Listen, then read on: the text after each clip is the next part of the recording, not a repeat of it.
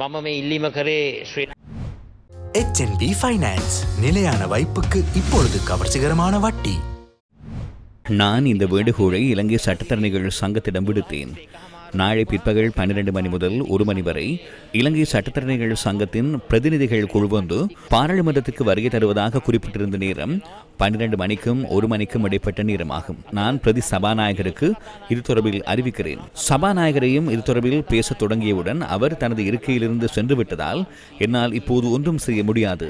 நீங்கள் அவருக்கு இது குறித்து அறிவித்து பாராளுமன்றத்தின் 225 உறுப்பினர்கள் அனைவரையும் எந்தவித வேறுபாடுமின்றி நாளை அந்த சட்டத்தரணிகள் சங்கத்தின் நிகழ்வில் 225 பேரையும் கலந்து கொள்ளுமாறு அறிவிப்பதற்கு நடவடிக்கை எடுங்கள்.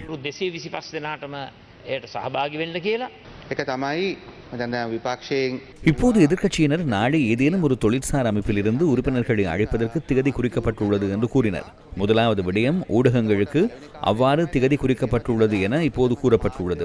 ஊடகங்களுக்கு எவரோ ஒருவர் கூறிய மாத்திரத்தில் எவரையும் அழைப்பதற்கான அதிகாரம் கிடையாது. பாராளுமன்றத்தில் இது தொடர்பான பிரச்சினை தொடர்பில் செயலாளர் நாயகமும் சபாநாயகரும் அனைவரும் இருக்கும் போதே தீர்மானிக்கப்பட்டது.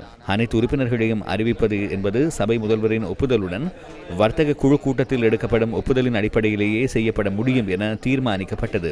எனவே பாராளுமன்ற குழு எந்த நிலையிலும் அனைத்து உறுப்பினர்களையும் அழைத்து ஏதேனும் ஒரு தொழில்சார் அமைப்புக்கு அனுமதி வழங்குவதற்கு எவ்வித அனுமதியையும் வழங்கவில்லை. அது மிக தெளிவான ஒரு விடயமாகும். அவ்வாறு இருக்கும் போது எதிர்க்கட்சித் தலைவர் அவ்வாறு கூறுகிறார். அது மாத்திரமன்றி பின்னர் அதனை பற்றி ஏதோ ஒரு வகையில் ஊடகங்கள் பொய்யான செய்திகளை எழுதுகின்றன.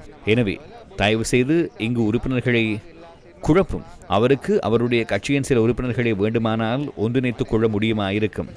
பாராளுமன்ற உறுப்பினர்கள் அனைவரையும் அழைப்பதற்கான அதிகாரம் பாராளுமன்ற குழுவின் ஒப்புதலுடன் சபை முதல்வரிடம் கலந்துரையாடியே செய்யப்பட வேண்டும் என்றே உள்ளது.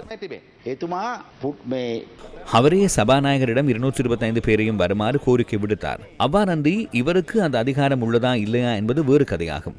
ஊடகங்களில் என்ன கொடுக்கிறார்கள் என்பது எங்களுக்கு தெரியாது. உறுப்பினர் கூறியது தொடர்பில் நான் மீண்டும் கூறுகிறேன். அந்த இலங்கை சட்டத்தரணிகள் சங்கத்திடமிருந்து கோரப்பட்டதாக கூறப்படும் கோரிக்கை தொடர்பில் அவர் சபாநாயகரிடம் சில வாரங்களுக்கு முன்பு சட்டத்தரணிகள் சங்கத்திடமிருந்து இவ்வாறானது ஒரு கோரிக்கை விடுக்கப்பட்டுள்ளது என கூறியுள்ளார்.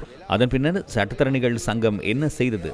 ஆகஸ்ட் 4ஆம் தேதி நான் பின்னர் அதற்கான பிரதியை கொடுக்கிறேன். இது இங்கு அன்சாட்டில் உள்ளது. இது பொதுவான தகவலாகும். அவர்கள் என்ன செய்தார்கள்? இந்த சட்டத்தரணிகள் சங்கம் என்பது அரசியல் கட்சிகளின் குத்தகை அல்ல. சட்டத்தரணிகள் சங்கம் எத்தகைய புரிதலும் இல்லாமல் எவ்வாறு எதிர்க்கட்சித் தலைவர் இந்த நேரங்களை வழங்குவது என்று கூறி இதனை நிராகரித்தனர். அது தொடர்பில் நாங்கள் வர்த்தக குழு கூட்டத்தில் குறிப்பிட்டிருந்தோம். அது சரியான முறையில் நடைபெறவில்லை என்பது ஏற்றுக்கொள்ளப்பட்டது.